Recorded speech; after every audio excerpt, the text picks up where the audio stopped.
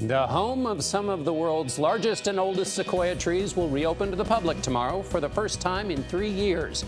Some of the trees in Yosemite's Mariposa Grove have been growing for close to 2,000 years. They're some of the oldest living things on Earth, but after decades of visitors and their cars, the grove of more than 500 sequoias was in danger of being loved to death. Only on CBS This Morning, John Blackstone has a preview of the restored grove before today's official ribbon cutting. It would seem hard to improve on the grandeur of Yosemite National Park, a place that attracts about 4 million visitors a year. But for 3 years, one of the park's natural wonders has been closed to the public while it underwent a makeover to provide a better view of giant sequoias, trees that can grow more than 250 feet tall. Here in Yosemite National Park, the Mariposa Grove has trees so big, it's hard to fit them all in our picture. But a $40 million restoration project is making it better than ever to see these trees in person.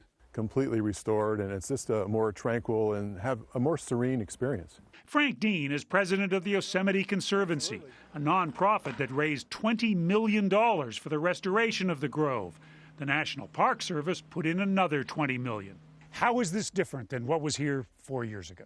Well, where we're standing right now, there was a diesel fuel station for the trams. So now what you have is the first view you get as you see it framed by 2 or 3 giant sequoia trees. The goal was to take out many modern additions, returning the grove to a more natural state, removing pavement and parking lots, restoring streams and wetlands, and minimizing the damage from cars and people getting too close.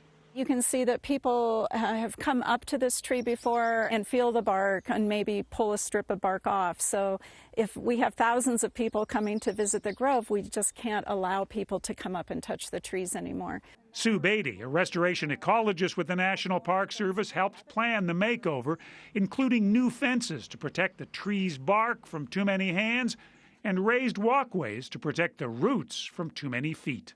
All those footsteps would compact the soil around those trees, and the roots are very shallow. So if you compact that soil, they're not able to grab those the water and nutrients that they need. So this has always been an attraction for people here. Yes. Even dead trees, like one called the Fallen Monarch, drew early tourists to the Mariposa Grove. President William Howard Taft rode a buggy through the California tunnel tree. Theodore Roosevelt stood under one called the Grizzly Giant. President Lincoln never saw the sequoias in person, but he recognized their value. The law that Abraham Lincoln signed back in June of 1864 established Yosemite Valley and the Mariposa Grove of giant sequoias.